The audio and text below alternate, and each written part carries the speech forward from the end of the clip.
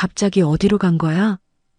그와의 하룻밤을 보낸 후 다음 날 아침 밤까지만 해도 제 곁에 있던 그는 사라졌어요. 그의 체온이 제 몸에 남아있다는 느낌을 받아서인지 사라진 그가 보고 싶어지기 시작했습니다. 몸을 일으켜 그를 찾다가 한 권의 책과 흰 봉투가 놓여져 있는 걸 봤어요. 그가 두고 간 것들을 읽어보니 불안한 마음은 사라지고 갑자기 가슴이 뛰기 시작했습니다. 왠지 다시 만날 수 있을 것 같은 예감이 들기 시작했어요. 과연 다시 만날 수 있을까요? 이야기 시작하기 전 좋아요와 구독, 알림 설정 눌러주시고 댓글 남겨주시면 오늘 여러분께 따뜻한 행운이 찾아갑니다. 저는 64세 윤지연입니다. 은퇴를 하고 나니 시간이 참 많았습니다. 30여 년간 아이들에게 국어를 가르치던 일상이 끝나자 갑자기 찾아온 적막감이 생각보다 컸죠. 그래서 어머니가 남기신 책방을 정리하기로 했어요. 어머니는 돌아가시기 전까지 이 작은 책방을 운영하셨습니다. 하지만 몇 년 전부터는 손님도 뜸했고 어머니도 거동이 불편해지셔서 사실상 문을 닫은 상태였죠. 책들은 먼지를 뒤집어 쓴 채 제자리에 서 있었고 나는 하루하루 그 책들을 닦아내며 시간을 보냈습니다. 어느 날 유난히 비가 많이 내리는 오후였어요. 창밖으로 빗물이 줄줄 흘러내리는 소리가 들렸습니다. 나는 평소처럼 책장 앞에서 먼지를 털어내고 있었죠. 그때 누군가 문을 여는 소리가 들렸어요. 돌아보니 한 남자가 서 있었습니다. 60대 중반쯤 되어 보이는 분이었죠. 우산도 없이 비를 맞고 온 모양인지 어깨가 젖어 있었어요. 그런데 이상하게도 당황하거나 서두르는 기색이 전혀 없었습니다. 안녕하세요. 그가 조용히 인사를 건넸어요. 목소리가 참 차분했습니다. 나도 어색하게 고개를 끄덕였죠. 사실 요즘엔 책방에 손님이 오는 일이 거의 없었거든요. 그는 아무 말 없이 책장 사이를 천천히 걸어 다녔습니다. 가끔 책을 꺼내서 페이지를 넘겨보기도 했죠. 나는 그의 모습을 슬쩍슬쩍 훔쳐봤어요. 손이 참 예뻤습니다. 책을 다루는 방식도 조심스럽고 정성스러웠죠. 1시간 정도 그렇게 있다가 그가 나에게 다가왔어요. 이 책방 참 따뜻하네요. 그 말을 남기고는 다시 문을 열고 나갔습니다. 빗소리가 잠깐 크게 들렸다가 다시 조용해졌죠. 나는 그가 서 있던 자리를 멍하니 바라봤어요. 그날 밤 나는 이상하게 잠이 오지 않았습니다. 그 남자의 목소리가 자꾸 떠올랐어요. 참 따뜻하다는 말이 계속 맴돌았죠. 이 낡은 책방이 누군가에게는 따뜻한 곳으로 느껴졌다는 게 신기했습니다.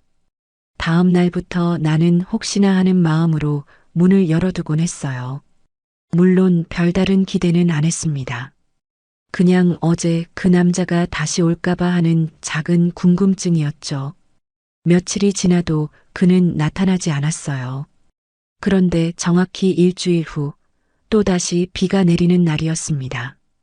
같은 시간, 같은 모습으로 그가 다시 나타났어요. 이번에도 우산 없이 비를 맞고 왔죠. 나는 깜짝 놀라면서도 왠지 반가웠습니다. 그날 이후로 서명진은 정말 매주 같은 요일, 같은 시간에 나타났습니다. 목요일 오후 3시, 정확하게 말이죠. 처음엔 우연의 일치인 줄 알았어요. 하지만 3번, 4번 반복되니까 이건 분명 의도적인 거라는 생각이 들었습니다. 그는 항상 같은 자리를 골랐어요. 창가 쪽 낡은 소파 옆 시집 코너 근처였죠. 그곳에 앉아서 1시간 정도 책을 읽다가 조용히 나가곤 했습니다. 인사는 늘 간단했어요. 들어올 때 고개만 살짝 끄덕이고 나갈 때도 마찬가지였죠. 나는 그의 패턴을 자연스럽게 외우게 되었습니다. 목요일이 되면 괜히 책방을 더 깨끗하게 정리했어요. 먼지도 더 꼼꼼히 털어내고 창가 쪽 조명도 밝게 켜두곤 했죠. 왜 그런 행동을 하는지 스스로도 잘 모르겠었습니다. 어느 날 그가 읽던 책 사이에서 작은 쪽지를 발견했어요. 그가 나간 후에 책을 정리하다가 우연히 발견한 거였죠. 손글씨로 적힌 글이었습니다. 이 문장이 참 좋네요. 마음이 따뜻해집니다. 글씨체가 정말 예뻤어요. 옛날 사람들이 쓰던 것처럼 반듯하고 정성스러웠죠. 나는 그 쪽지를 한참 들여다봤습니다. 어떤 문장을 보고 저런 감상을 남겼을까 궁금했어요. 그 다음 주에도 또 다른 쪽지가 있었습니다. 비 오는 날의 시가 유독 마음에 와닿습니다. 이번에는 윤동주 시집 사이에 꽂혀 있었어요. 나는 그가 어떤 시를 읽었는지 찾아봤습니다. 별해는 밤이었죠. 그 시를 다시 읽어보니 왠지 마음이 울컥했어요. 점점 나는 그 쪽지들을 기다리게 되었습니다. 목요일마다 그가 어떤 책을 읽을지, 어떤 감상을 남길지 궁금해졌죠. 마치 누군가와 편지를 주고받는 기분이었어요. 비록 일방적이었지만 말입니다. 한 달이 지나자 쪽지가 10개가 넘었습니다. 나는 그것들을 모두 모아서 작은 상자에 넣어두었어요. 가끔 꺼내서 읽어보곤 했죠. 그의 글을 읽고 있으면 마음이 이상하게 편안해졌습니다. 그런데 어느 날 문득 이런 생각이 들었어요. 그는 나에게 말을 걸고 싶어 하는 건 아닐까? 직접 대화하기는 부담스럽지만 이런 식으로라도 소통하고 싶어 하는 건 아닐까 하는 생각 말이죠. 그래서 나도 용기를 내어 답장을 써봤습니다. 그가 자주 읽는 책 사이에 작은 쪽지를 끼워둔 거예요. 저도 그 시를 좋아합니다. 함께 읽으니 더 의미 있네요. 다음 주 목요일 나는 평소보다 더 긴장했습니다. 그가 내 쪽지를 볼까, 어떤 반응을 보일까 걱정되고 궁금했어요. 그는 평소처럼 나타났고 평소처럼 같은 자리에 앉았습니다. 그리고 책을 펼쳤죠. 내 쪽지를 발견했을 때 그의 표정이 살짝 변했어요. 놀란 듯 하면서도 어딘지 기뻐하는 것 같았습니다. 그는 쪽지를 조심스럽게 주머니에 넣었어요. 명진과의 조용한 소통이 한 달을 넘어가던 어느 날 나는 책방 뒤쪽 창고를 정리하기로 했습니다. 어머니가 돌아가신 후 한 번도 손대지 않았던 곳이었어요. 먼지가 수북이 쌓인 상자들이 여기저기 널려 있었죠. 상자를 하나씩 열어보니 어머니의 추억들이 가득했습니다. 옛날 사진들, 손때 묻은 장부, 그리고 두툼한 원고 묶음들이 나왔어요. 어머니는 가끔 지역 작가들의 원고를 보관해 주시곤 했거든요. 그런데 한 상자에서 특별한 원고를 발견했습니다. 표지에 M, J, S라는 필명이 적혀 있었어요. 제목은 연애의 온도였죠. 종이가 조금 누렇게 변색된 걸 보니 꽤 오래된 것 같았습니다. 호기심에 첫 페이지를 펼쳐봤어요. 그런데 읽기 시작하자마자 소름이 돋았습니다. 그녀는 매주 목요일 오후 3시를 기다렸다. 그 시간이 되면 마음이 이상하게 설렜다. 내 이야기였어요. 정확히 말하면 요즘 내가 느끼고 있는 감정과 똑같았죠. 계속 읽어 내려갔습니다. 그는 항상 같은 자리에 앉았다. 창가 쪽 소파 옆 시집 코너 근처였다. 손글씨로 남긴 짧은 감상들이 그녀에게는 하루 종일 기다려지는 선물이었다. 손이 떨렸어요. 이건 분명 우연이 아니었습니다. 누군가 우리를 지켜보고 있었던 걸까요? 아니면 원고를 더 읽어보니 더욱 놀라운 내용들이 나왔습니다. 나와 명진 사이에 오간 쪽지의 내용들, 심지어 내가 느꼈던 미묘한 감정들까지 그대로 적혀 있었어요. 마치 누군가 내 마음속을 들여다본 것 같았죠. 그녀가 처음으로 답장을 남겼을 때 그의 마음은 오랫동안 잊고 있던 설렘으로 가득 찼다. 이 문장을 읽는 순간 나는 확신했습니다. 이 원고를 쓴 사람이 명진이라는 것을 말이에요. 그가 우리 사이의 일들을 소설로 쓰고 있었던 거였죠. 그날 밤 나는 잠을 이룰 수 없었습니다. 원고를 처음부터 끝까지 다시 읽어봤어요. 그의 시선에서 바라본 우리의 만남이 이렇게나 아름답게 그려져 있다니. 내가 몰랐던 그의 마음도 알 수 있었죠. 원고 속에서 그는 나를 이렇게 묘사했습니다. 그녀의 손길로 정리된 책들은 마치 새 생명을 얻은 것 같았다. 그녀 덕분에 이 공간이 정말로 따뜻해졌다. 내 가슴이 뜨거워졌어요. 이런 마음으로 나를 바라보고 있었다니. 다음 목요일 나는 특별한 준비를 했습니다. 그 원고를 가지고 나가기로 한 거예요.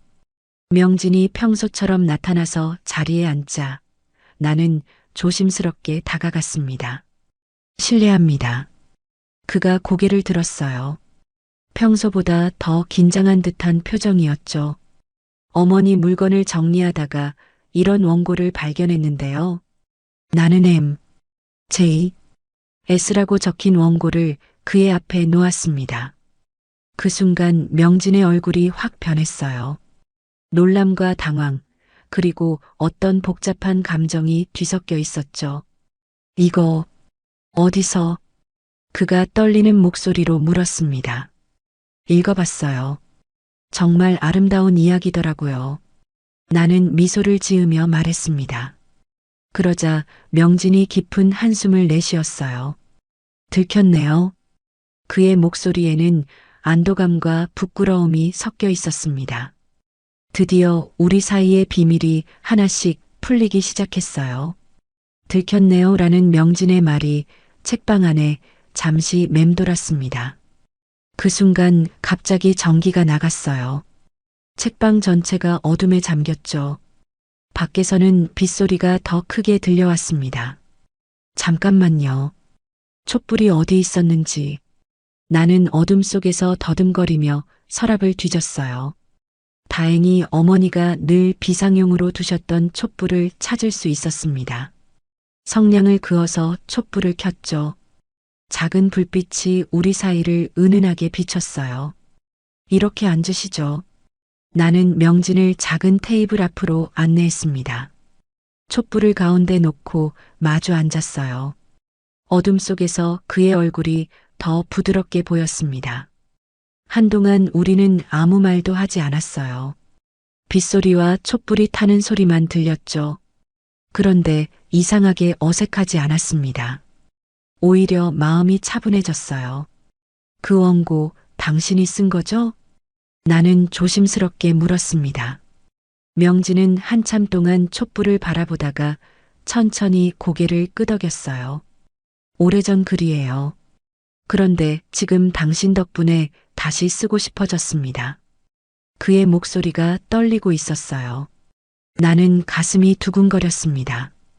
왜 숨기셨어요? 부끄러웠거든요. 처음 보는 사람을 이렇게 관찰하고 소설 속 인물로 만들어버린 게 말이에요. 명진이 손으로 얼굴을 가렸어요. 그 모습이 어린아이 같아서 마음이 아팠습니다. 저는 좋았어요. 그렇게 예쁘게 봐주셔서. 내 말에 그가 고개를 들었어요. 촛불빛에 비친 그의 눈이 반짝였습니다. 밖에서 천둥 소리가 들렸어요. 비가 더 세게 내리기 시작했죠. 나는 창밖을 바라보다가 말했습니다. 이런 밤에 나가시면 안 돼요. 위험해요. 그럼 어떻게? 위층에 방이 하나 있어요. 어머니가 가끔 사용하시던 다락방이에요. 그 말을 하고 나서 내 얼굴이 빨개졌어요. 무슨 말을 한 건지 깨달았거든요. 하지만 후회하지 않았습니다. 오늘 밤은 그냥 보내고 싶지 않았어요. 명진도 내 마음을 알아챈 것 같았어요. 그가 조용히 일어나서 내게 손을 내밀었습니다.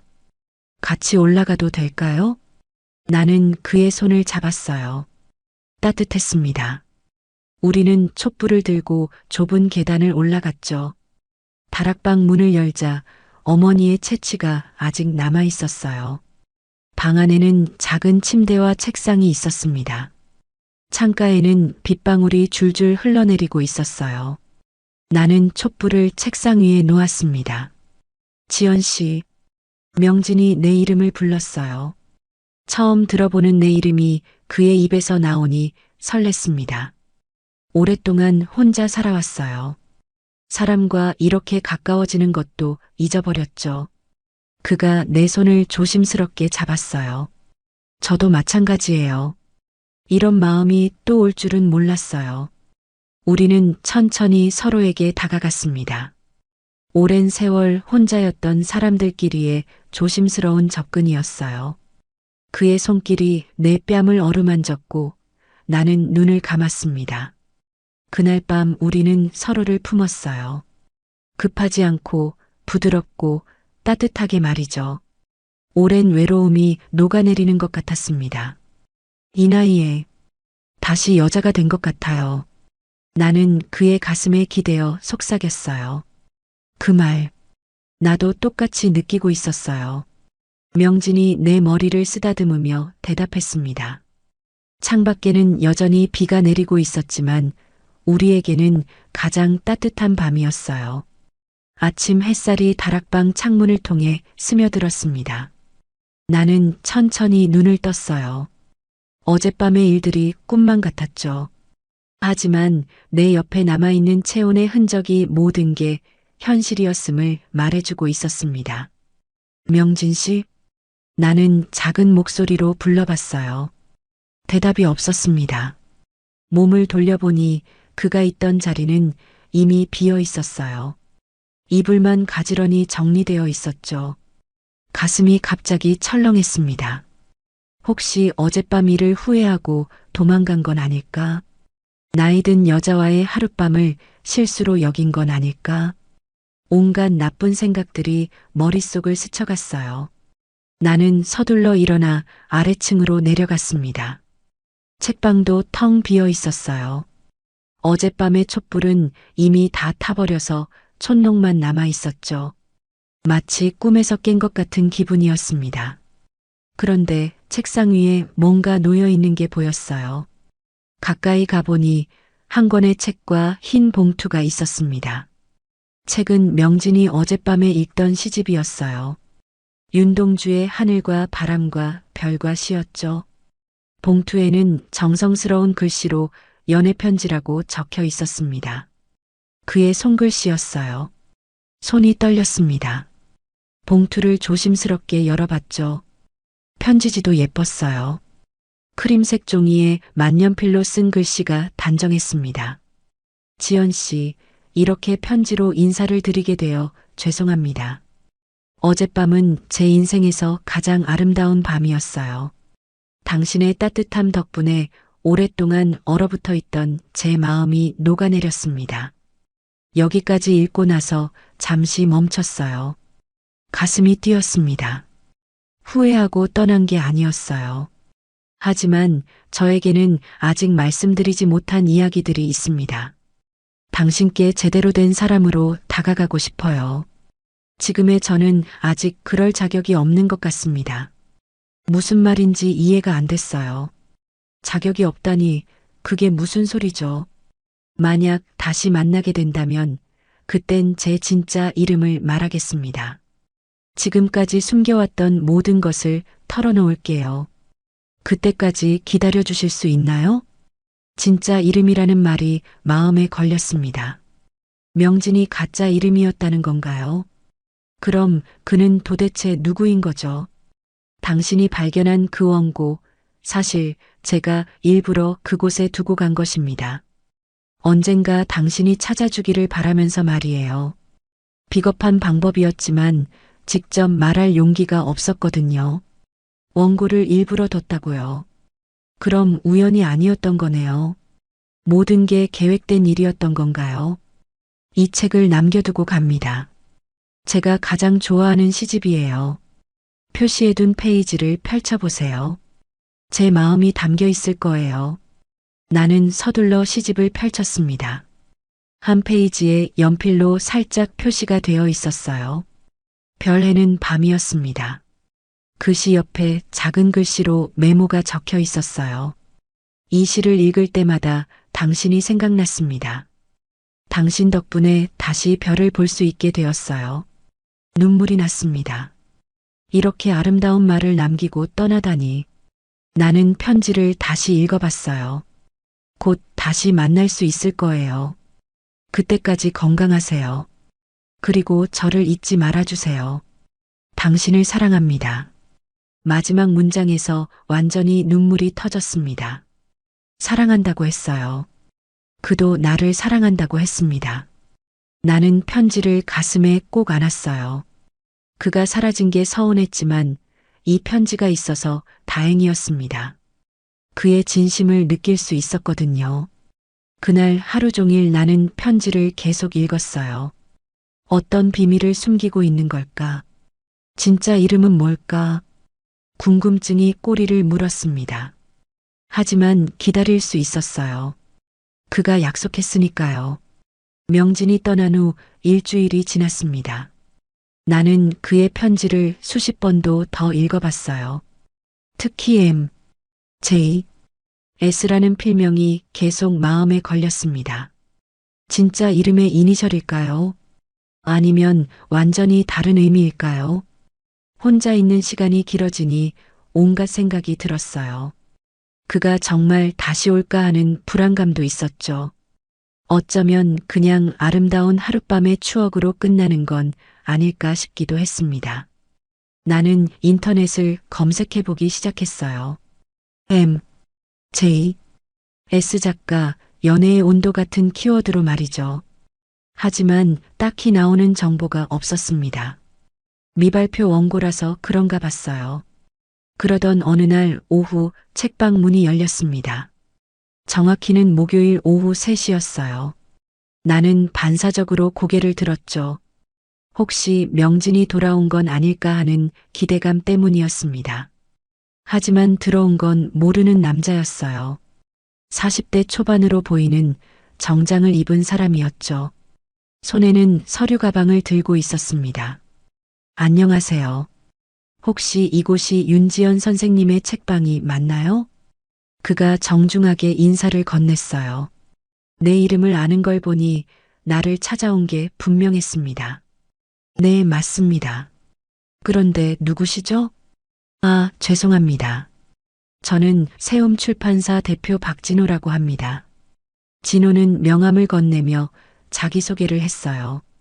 출판사 대표라니 갑자기 무슨 일인지 궁금해졌습니다.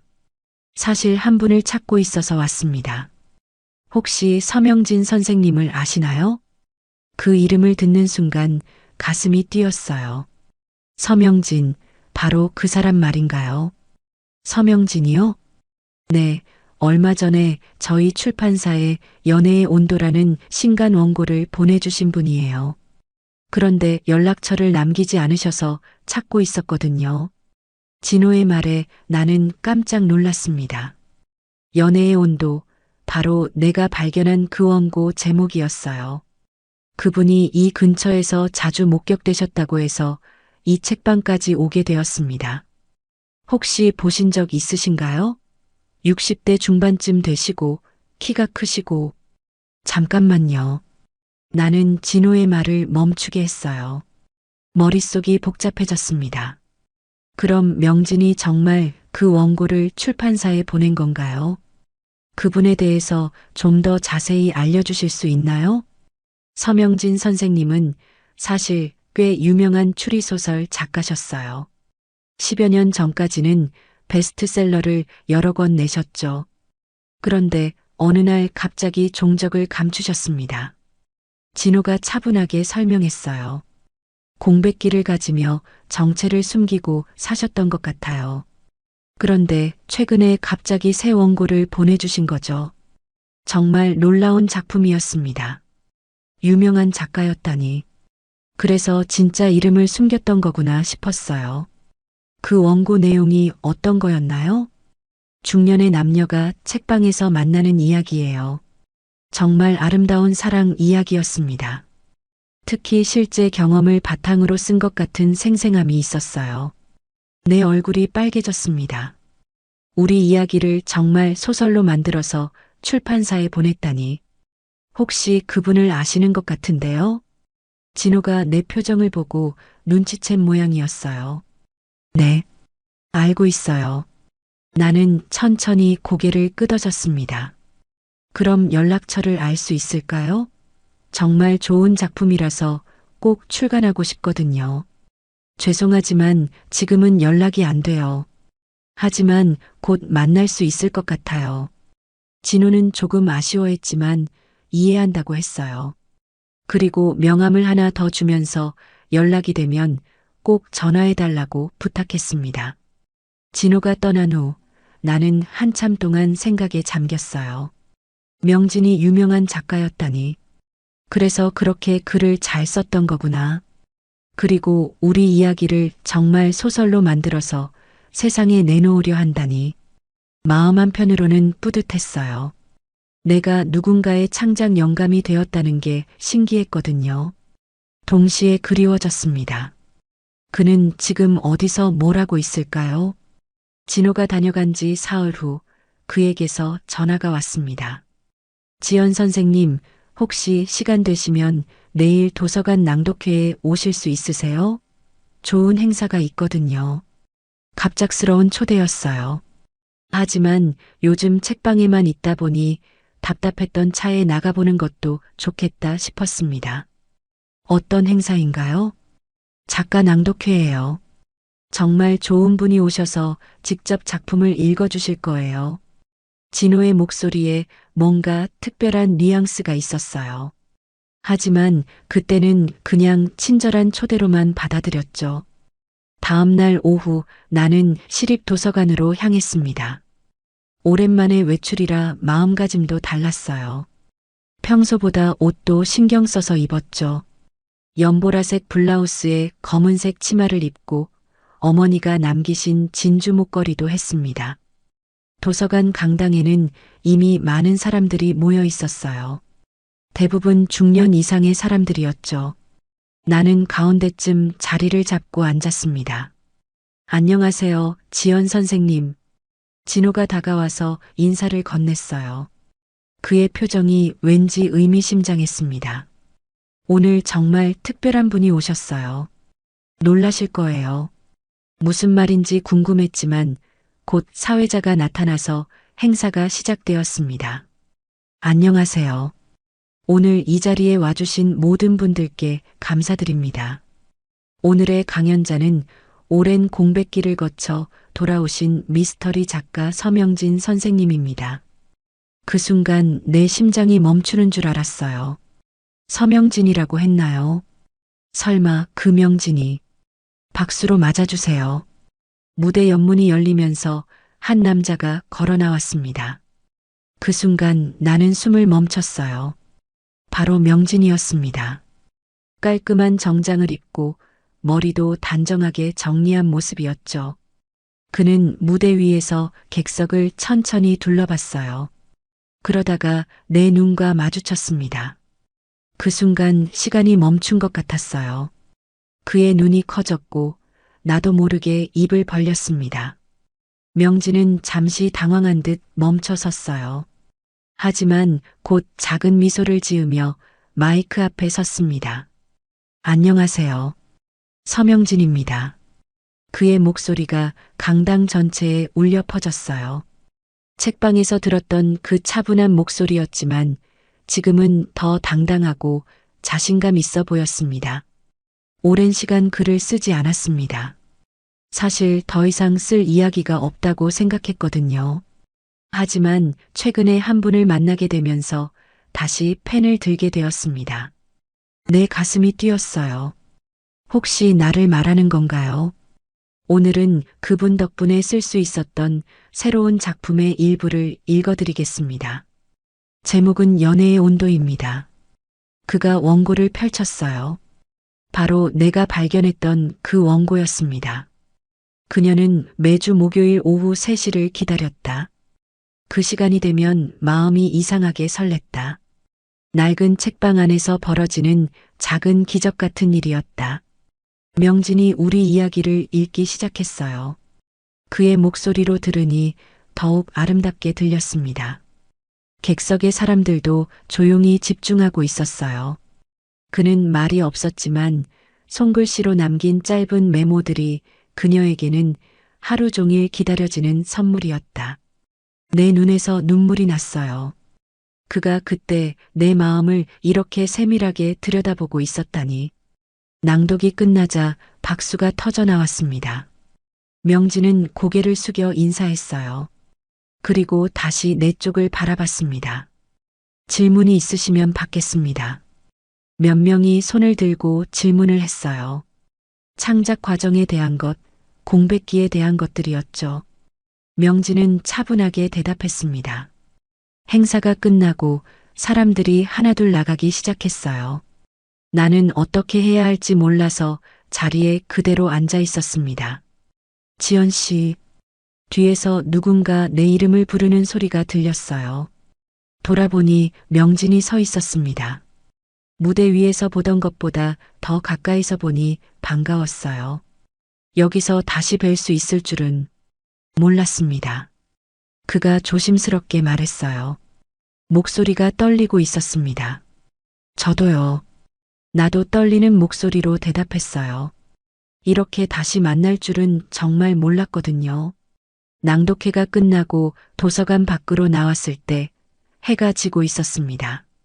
오렌지빛 노을이 하늘을 물들이고 있었어요. 명진과 나는 어색한 침묵 속에서 나란히 걸었습니다. 책방까지 함께 가도 될까요? 명진이 조심스럽게 물었어요. 나는 고개를 끄덕였습니다. 사실 너무 많은 말을 하고 싶었지만 어디서부터 시작해야 할지 몰랐거든요. 책방까지 가는 길은 생각보다 길게 느껴졌어요. 가끔 명진이 뭔가 말하려다가 멈추곤 했습니다. 나도 마찬가지였어요. 오늘 낭독회에서 들은 이야기들, 그리고 그동안 궁금했던 것들이 머릿속에서 뒤섞였습니다. 책방 앞에 도착했을 때 나는 문을 열며 말했어요. 들어오세요. 이야기할 게 많잖아요. 명진이 뒤따라 들어왔습니다.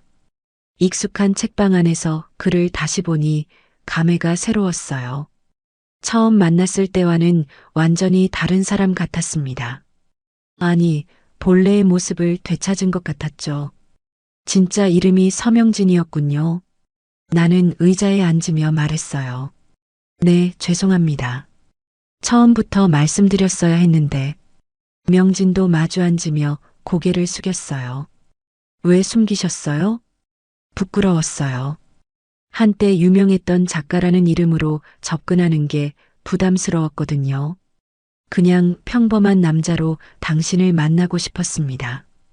그의 목소리에 진심이 담겨 있었어요. 당신을 만나고 싶어졌어요. 글보다 더 따뜻한 사람을.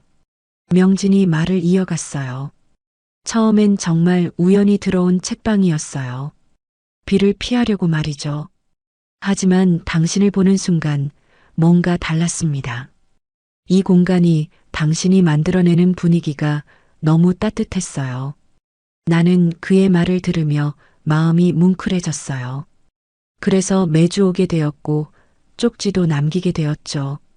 직접 말을 걸 용기는 없었지만 그렇게라도 소통하고 싶었거든요. 나는 일어나서 책방 뒤편으로 갔습니다. 그곳에 작은 테이블이 하나 있었는데 그 위에 원고 묶음이 놓여 있었어요. 명진이 남겨준 그 편지와 함께 보관하던 것들이었습니다. 이건 당신에게 받은 연애 편지였어요. 나는 원고 묶음을 들고 돌아와서 명진 앞에 놓았어요. 그 안에는 그가 남긴 모든 쪽지들과 편지, 그리고 M, J, S의 원고가 들어 있었습니다. 이 모든 게 저에게는 사랑의 증거였어요. 처음엔 단순한 독서 감상인 줄 알았지만 시간이 지나면서 깨달았죠. 이건 당신이 저에게 보내는 마음이었다는 걸. 명진의 눈이 촉촉해졌어요. 맞아요. 매주 그 쪽지를 쓸 때마다 설렜거든요. 당신이 읽어주기를 바라면서. 그럼 이제 정말 끝인가요? 책도 출간되고 신분도 밝혀졌으니까. 내가 조심스럽게 물었어요. 아니에요. 이제 시작이에요. 명진이 내 손을 잡았습니다. 당신과 함께 새로운 이야기를 써보고 싶어요. 소설이 아닌 진짜 우리의 이야기를. 그날 밤 우리는 새벽까지 이야기했어요. 그동안 못했던 말들, 서로에 대한 궁금증들을 모두 풀어놓았습니다. 한 달 후 책방 앞에 새로운 간판이 달렸습니다. 기존의 낡은 간판 아래 작은 현판이 하나 더 붙었어요. 연애의 온도 마이너스 헌정 윤지연. 지나가던 사람들이 신기하게 바라봤습니다. 책방 안에서는 명진이 새로운 원고를 쓰고 있었어요. 이번엔 우리의 진짜 이야기였습니다. 황혼에 다시 찾아온 사랑, 그리고 그것이 얼마나 아름다운지에 대한 이야기 말이죠. 이번 소설의 제목은 뭘로 할까요? 명진이 물었어요. 64세의 연애편지는 어떨까요? 나는 미소를 지으며 대답했습니다. 창밖으로는 다시 비가 내리기 시작했어요. 하지만 이번에는 우산을 챙겨가지 않아도 괜찮았습니다. 이제 우리에게는 서로가 있으니까요.